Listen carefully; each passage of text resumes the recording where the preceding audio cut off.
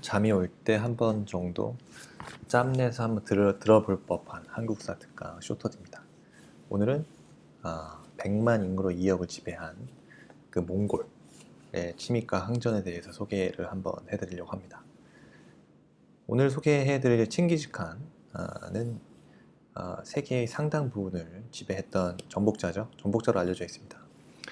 그 칭기즈칸의 그 정복 활동은 많은 것을 바꾸었고요. 그 흔적은 지금 우리 곁에 남아 있는데요. 역사상 최고의 정복 군주 칭기스칸으로 불렸던 그 칭기스칸 역사상 최고의 정복 군주. 그의 흔적을 한번 찾아 떠나보도록 할게요. 일단 우리가 떠나기 전에 유목민족에 대한 좀 이해가 필요할 것 같습니다. 몽골의 전쟁사를 짚어보면요, 흥미로운 점이 많아요. 일단 인구도 적고요, 또 우수한 문화도 없었습니다. 근데 어떻게 몽골이 유라시아를 지배할 수 있었는가? 일단 몽골족은요, 기본적으로 유목민이었습니다.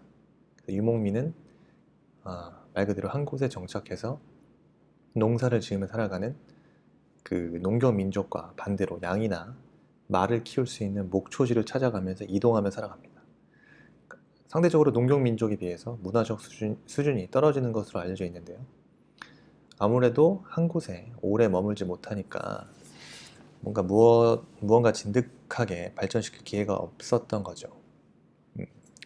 농경민족과 유목민족은 전쟁을 일으키는 이유도요, 다릅니다. 농경민족은 농사를 지을 토지를 빼앗고 그 노예를 획득하기 위해 전쟁을 벌입니다.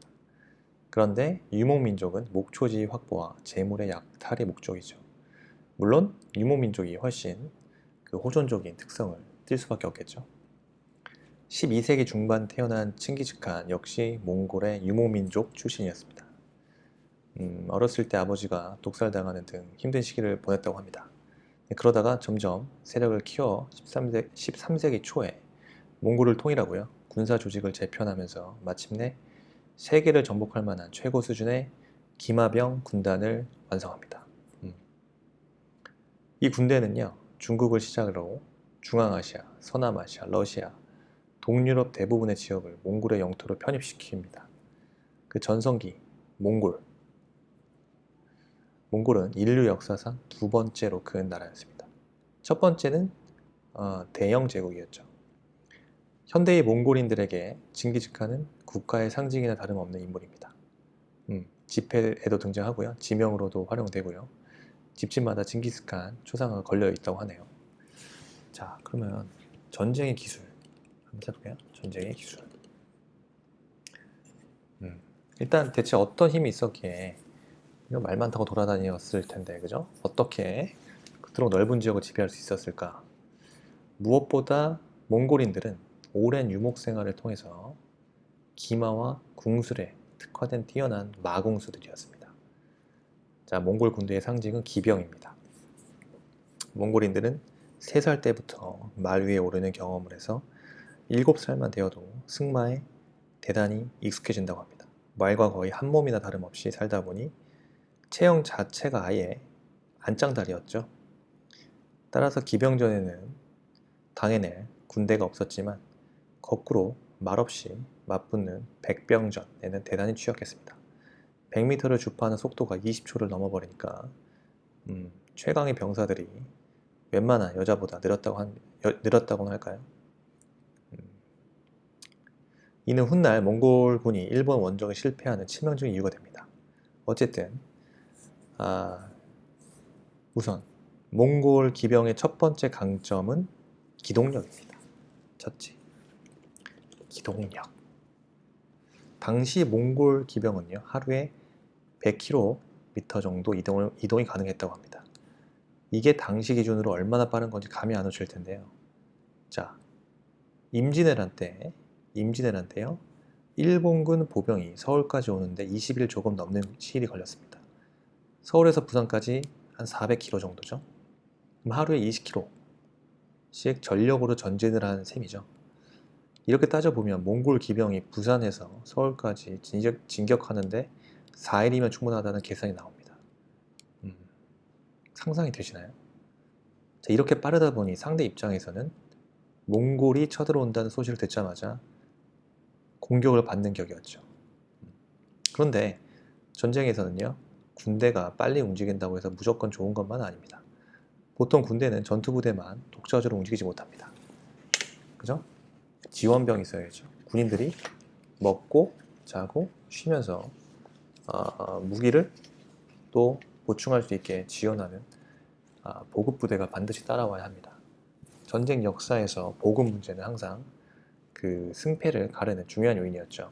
만약 몽골 기병의 속도를 보급부대가 따라가지 못한다? 기병들은 굶어 죽고 말았겠습니다. 하루 100km의 행군 속도를 따라가는 보급부대가 어떻게 존재할까요? 어떻게 이 세상에 존재할 수 있을까요? 당연히 있을 수 없습니다. 말이 안 되잖아요, 그죠? 당연히 있을 수 없는 일이죠. 놀랍게도 몽골은요, 보급부대를 따로 두지 않았다고 합니다. 대신 기병 한 명이 자기가 타고 가는 말 외에 5에서 10마리 정도의 말을 같이 데리고 다녔습니다. 그러면서 그 말을 식량으로 사용했던 겁니다. 식량이 필요해지면요, 말 한 마리를 잡아먹고 남은 고기는 말려서 육포로 만들었습니다. 이 육포는요, 부피가 줄어든 상태에서 말 공안의 껍질로 만든 주머니에 넣고 가지고 다니면서 먹을 수가 있었습니다. 이동 중에 쓰던 투구를 벗어 거기에 물을 끓인 후 샤브샤브를 해서 먹기도 했습니다. 술도 말의 젖으로 담가 마셨고요. 또 이 젖을 이용해 치즈도 제조해 먹었다고 합니다. 와우, 덕분에 몽골 부대는요, 말을 먹일 초지대만 있으면 보급 걱정 없이 마음껏 진격할 수가 있었던 겁니다. 몽골이 승승장구한 비결 중 두 번째는요, 공포심을 유발하는 심리전에 있었습니다.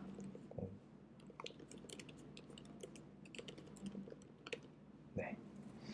자, 몽골군은요, 상대에게 이제까지 경험한 적과는 차원이 다른 두려움이었습니다. 보통 전쟁이 일어나 한쪽이 상대 영토를 점령하면요, 주민들을 노예로 삼거나 약탈하는 일은 꽤 있었지만 아예 그 마을을 없애버리거나 사람들을 모두 죽여버리는 일은 극히 드물었습니다. 그런데 몽골 군대는 항복만 하면 여러모로 자비를 베풀었지만 저항하면 인정사정 보지 않고 격파한 후 모든 군인과 마을 사람을 잔인하게 학살했습니다.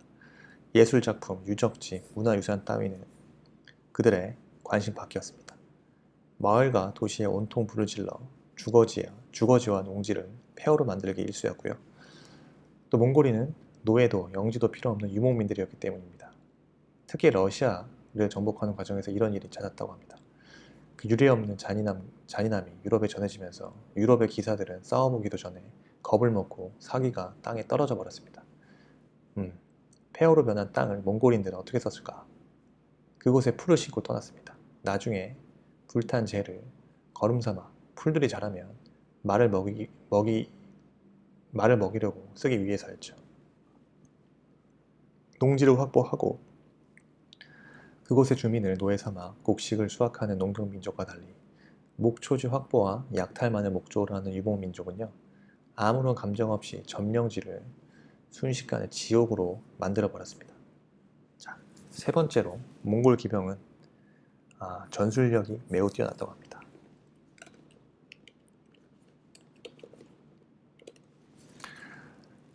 그들의 유럽을 공격했을 때를 예를 들어 보겠습니다. 유럽 기사들은 매우 뛰어난 전투력을 보유하고 있었지만 몇 가지 문제가 있었습니다. 그 중에 좀 치명적인 부분이 바로 기동력이었습니다. 일단 장비가 너무 무거웠어요. 당시 서양의 무기 기술이란 보잘것이 없어서 칼이 갑옷을 뚫지 못하는 지경이었습니다. 그런 까닭에 기사의 무기는 상대의 갑옷을 뚫는 것이 아니라 부수는 형태가 대부분이었습니다. 이런 무기는 무거울 수밖에 없겠죠. 이 무기들을 막기 위한 방패와 갑옷은 더더욱 두꺼워질 수밖에 없었습니다. 나중에는 갑옷이 너무 무거워 갑옷을 입고는 제대로 걷거나 말에 혼자 오를 수조차 없었습니다. 전신 갑옷의 경우 보통 무게가 3에서 40kg 정도였으니 그 체감 무게는 실로 엄청났을 겁니다. 전투가 벌어지면 처음에 체격이 작은 몽골 기병들을 얕잡아 본 기사들은요 신나게 돌격합니다. 몽골 기병은요 최초 공격을 피해 한참 후퇴하죠. 기사들은 열심히 추격합니다. 일종의 유인책에 말려든 것인데 어느 정도 추격을 하다 보면 힘은 좋지만 지구력이 뛰어나지 않은 서양의 말들은요 그렇지 않아도 무거운 기사를 태우고 달리다 금방 지쳐버립니다. 반대로 몽골의 말들은 오래 달리기에 능했죠. 더군다나 몽골 군사들은 몸무게도 적게 나가고 갑옷 대신 여러 겹의 얇은 천을 덧대는 방식의 군복을 입었기 때문에 말도 체력적 부담이 훨씬 덜했습니다. 결국 유럽 말이 지쳐 기동력을 상실하게 되면 몽골 기병은 이 말을 활로 쏘아 기사들을 전열을 무너뜨립니다. 그 후 우왕좌왕하는 기사들을 포위한 뒤에 주변을 빙글빙글 돌며 활을 쏘거나 돌을 던졌습니다. 그렇게 서서히 아주 서서히 고사시켰던 겁니다.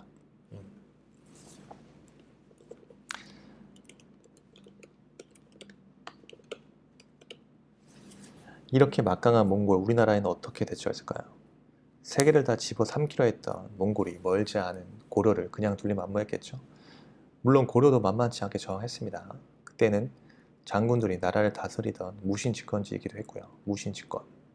두 번에 걸친 몽골의 공격을 막아내면서 살리타라는 몽골 장수를 승리어 김윤우가 활로 쏘아 죽인 것도 이때입니다. 하지만 끝까지 몽골을 막아낼 수는 없었습니다. 도저히 지상전에서 이길 수 없게 되자 고려 조정은 인천 앞바다의 강화도로 수도를 옮겨 저항을 계속합니다. 몽골의 군대가 바다에서 싸우는 법이 능숙하지 못하다는 점을 이용한 셈이죠.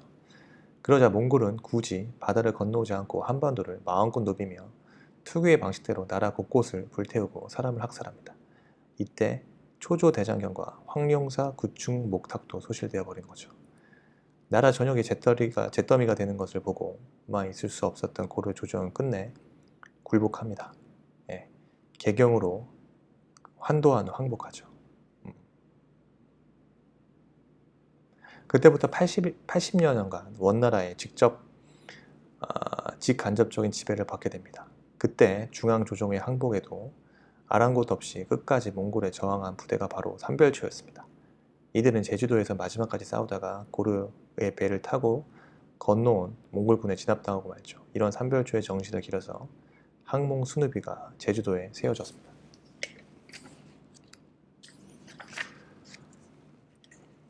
몽골의 공격을 받고도 지배당하지 않은 나라 사실 많지 않습니다.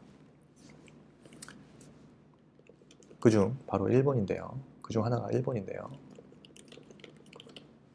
몽골의 요구에도 일본이 조공을 바치지 않자 1274년에 몽골은 일본 정보를 감행했습니다. 내정 간섭 기구를 설치해 고려를 통치하던 몽골은요. 고려의 인력과 물자를 동원해 배를 건조했는데요. 장기간 몽골의 침략을 받아 국력이 약해진 고려는요. 배를 만들고 전쟁 물자를 대느라 국가적으로 상당히 어려움을 겪었습니다. 어쨌든 몽골과 고려가 연합한 여몽연합군이 일본 출정에 나섭니다. 흔히 태풍 때문에 몽골이 일본 정벌에 실패한 것으로 알려져 있지만 태풍이 유일한 이유는 아니었습니다. 아예 일본에 닿지도 못하고 태풍을 만난 게 아니라 일본 본토에 상륙하는 데까지는 성공합니다. 그런데 상륙한 지역이 발이 푹푹 빠지는 모래바닥이라 말을 제대로 끌고 갈 수가 없었던 겁니다. 또한 배의 크기 때문에 말을 많이 싣지도 못했고 그나마 있던 말들도 배 멀미로 죽거나 지쳐버렸습니다. 때문에 어쩔 수 없이 보병 위주로 진격했지만 말을 타지 않은 몽골 군대는 허약하기 이를 데 없었죠. 백병전의 강점을 가지고 매복해 있던 일본군의 공격이 시작되면서 여몽연합군은요 그들이 휘두르는 그 가타나 일본도에 무참히 패배합니다. 패배 후 바다로 도주해 활로를 찾던 차에 태풍까지 만난 거죠. 두 번에 걸친 정벌에서 군사와 배를 모두 잃은 몽골군은 결국 일본 공격을 포기합니다. 일본이 이 경험을 토대로 본토 방어에 상당히 자신감을 얻었던 것 같습니다. 훗날 임진왜란을 일으켰을 때도 자국 방어에는 그닥 신경 쓰지 않은 이유가 여기에 있습니다. 일본까지 손에 넣는 데는 실패했지만 어쨌든 그렇다고 몽골이 고려에서 물러나진 않았겠죠. 바로 원나라 간섭기입니다. 일제강점기에 2배가 넘는 80여 년 시간이 흐르는 동안 고려는 사회 전반에 걸쳐 몽골의 영향을 받았고 그 흔적은 지금까지 남아 있습니다. 특히 지리적으로 고립된 제주도에서 몽골의 흔적을 쉽게 찾아볼 수 있습니다. 대표적인 게 제주도 말입니다. 우리 속담 중에 사람은 서울로 보내고 말은 제주도로 보내라는 말이 있습니다. 그만큼 제주도가 말을 키우기 좋은 환경이라는 뜻인데요. 이 유래가 몽골의 지배에서 나온 겁니다. 언제 어디서든 말이 필요했던 몽골은 제주도에서 200여 필의 말을 데려와 키웠습니다. 그런데 제주도에는 초지가 없어 숲이 우거져 있어 초지가 없이 숲이 좀 우거져 있어서 말이 달리기가 불편했기 때문에 한라산 고지 200에서 600m 사이 구간에 불을 질러 나무를 모두 태워버립니다. 그리고는 풀을 심어 넓은 초원지대를 조성하죠. 이런 곳을 자연이 아닌 인간이 만든 초지대라 해서 2차 초지대라 부릅니다. 한라산에 가면 만날 수 있는 넓은 초원은 몽골 지배의 산물이라고 보시면 되겠습니다. 한반도에는 이런 초지대가 많지 않은데 말을 키우기 좋은 환경이 조성된 제주도는 이후 우리나라에서 좋은 말을 길러내는 대표적인 지역으로 거듭나게 됩니다. 또 몽골 지배의 흔적은요, 우리 지명에서도 찾아볼 수 있는데요. 당시 고려가 몽골에 영향을 준 문화 중 하나가 매를 키우는 풍습이었습니다. 매를 애완용으로 키웠던 고려의 유행이 몽골로 번져 나중에는 고려에서 매를 키워 몽골에 바치게 되는데요. 당시 매를 키웠던 곳을 응방이라고 부릅니다. 응방. 이런 응방이 있었던 곳이 오늘날 서울의 응암동, 응봉동인데요. 응암의 한자를 풀면요. 매, 바위골이라는 뜻이거든요. 이처럼 지명이라는 건 한번 붙여지면 쉽게 바뀌지 않기 때문에 역사가 알려주는 힌트가 되는 경우가 많습니다. 우리가 쓰는 말에도 몽골어가 있습니다. 일단 궁중 풍습과 관련된 용어들이 있습니다. 몽골 공주들이 우리나라에 시집오게 되면서 여러 가지 몽골의 언어도 따라 들어옵니다. 왕과 왕비에게 붙이는 마마, 여자 상전의 종칭이었던 마누라, 마누라, 임금의 음식인 수라, 궁에서 시중을 드는 여종을 지칭하는 무수리 등이 그 예입니다. 몽골어에서 치는 직업을 뜻하는 말인데요. 벼슬아 치나 장사 치에서 전미사 격인 치는요. 다루가치, 조리치, 환이치 등의 몽골어와 맥락을 같이 합니다. 다루가치는 몽골에서 파견한 관리란 뜻이고요. 조리치, 청소부란 뜻이고요. 환이치, 거지라고 합니다. 네. 앞서 몽골인들이 매를 좋아했었다고 말씀드렸죠. 매의 종류인 보라매, 송골매도 몽골어에서 파생된 말이라고 합니다. 이게 끝이 아닙니다. 의식주에서 걸쳐 다방면에 몽골의 유산을 찾아볼 수 있는데요. 요즘에는 많지 않지만 예전에 결혼할 때 여자가 족두리를 쓰고 볼에 연지곤지 찍었습니다. 이것은 몽골에서 들어온 풍습입니다. 불교 국가인 고려에서 원래 육식을 즐기지 않았는데 유목민족인 몽골에 의해 속에 고기를 넣은 만두가 보급되는가 하면 우리나라를 대표하는 술인 소주 또한 몽골이 일본 정벌을 준비하는 과정에서 들여온 거라고 합니다. 오우, 소주도 그렇습니다. 그렇다고 하네요. 개인적으로 그 정수리부터 앞 이마까지 머리를 빡빡 깎고 가운데 머리카락은 뒤로 따 내리는 독특한 헤어스타일인 변발이 사라진 게 참 다행이겠지만 고려시대에서는 이 머리가 엄청 유행했다고 합니다. 네, 환장을 노리시네요. 네, 칭기스칸. 사실 몽골이라고 하면 아주 먼 역사라고 생각하기 쉬운데요. 지금 이야기를 듣고 나면 조금 가깝게 느껴지긴 하시나요? 네, 그렇습니다. 물론 나라를 빼앗기고 다른 나라의 지배를 당했던 슬픈 역사입니다. 그런데 역사는 그렇게 흘러갔고요. 그 사실 자체를 부정할 수는 없죠. 그 아픈 역사가 남긴 흔적이 흘러 이제는 우리 곁에 존재하고요. 존재한다면 그 또한 알아야 할 우리의 역사일 것입니다.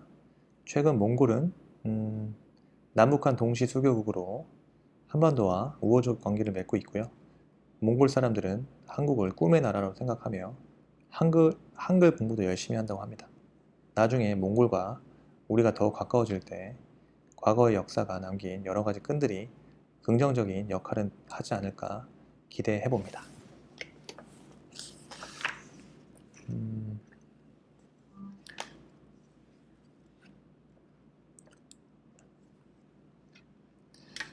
마지막으로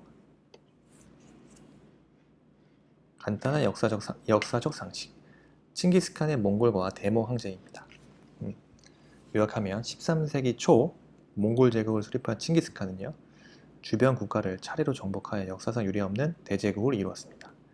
이 과정에서 고려 역시 40년 전에 걸친 전쟁을 벌이며 강화도를 수도로 옮기는 등 몽골에 저항했으나 결국 복속했고요. 이후 말씀드린 대로 고려의 많은 문화와 풍속이 몽골의 영향을 받고 있습니다. 대표적으로는 마누라, 그렇죠?